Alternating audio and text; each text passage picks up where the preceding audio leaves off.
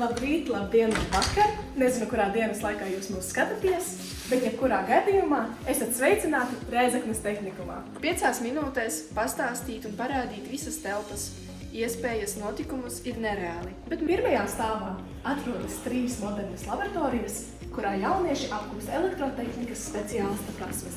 Ieskatīsimies vienā no tām.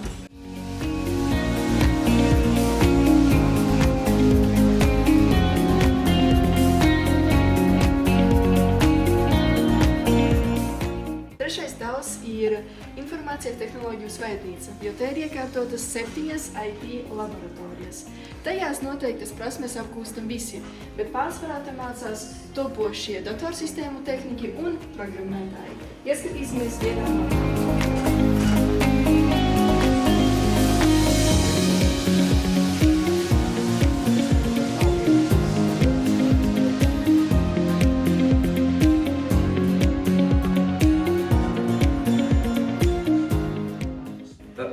Tagad atrodamies vienā no tehnikuma foršākajām vietām.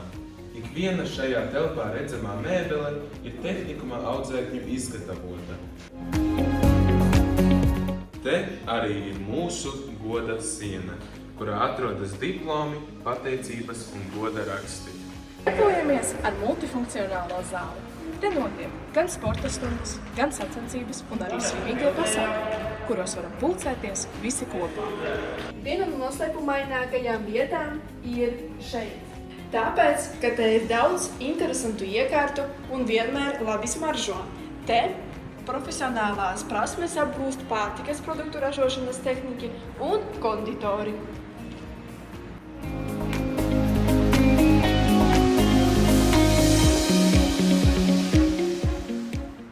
Šobrīd atrodamies Rēzeknes tehnikuma ēdnīcā, kur mēs varam pārēst brokastis, pusdienas lēti un garšīgi. Šī ir viesu apkalpošanas zāle. Topošie viesmīlības pakalpojumu speciālisti te mācās klāt galdus un apkalpot viesus, kā arī gatavot kafiju un kokteļus. Te jūs varat redzēt galda klājumus rudens noskaņu konkursam.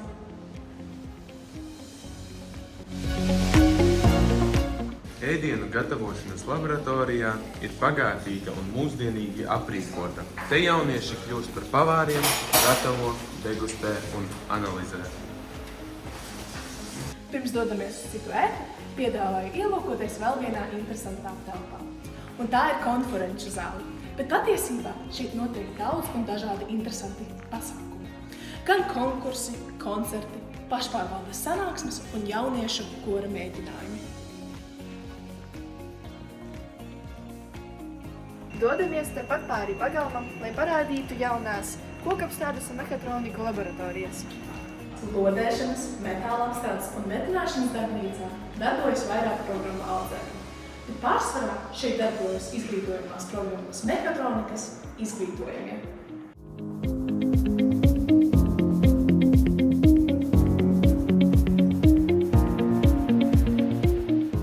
Šī ir mana karaļvalsts, kokapstrādes darbnīca.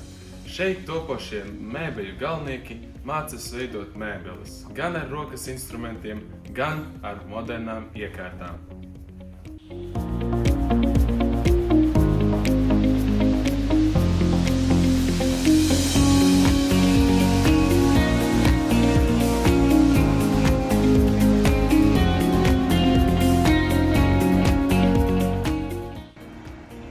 Bez ekskursijā pieminētajām profesijām tehnikumā vēl var apgūt izglītības programmu būvniecība un būvdarbi, kā arī programmu komerczinības. Noslēgumā mēs jums pateiksim 3 lietas, kāpēc mēs izvēlējāmies tehnikumu un kas mums te patīk. Pirmkārt, man patīk mācīties jaunās un modernās darbnīcās. Otrkārt, man ļoti patīk un man ir iespēja dziedāt jauniešu korī. Un treškārt, man ļoti patīk ēst mūsu ēdnīcā.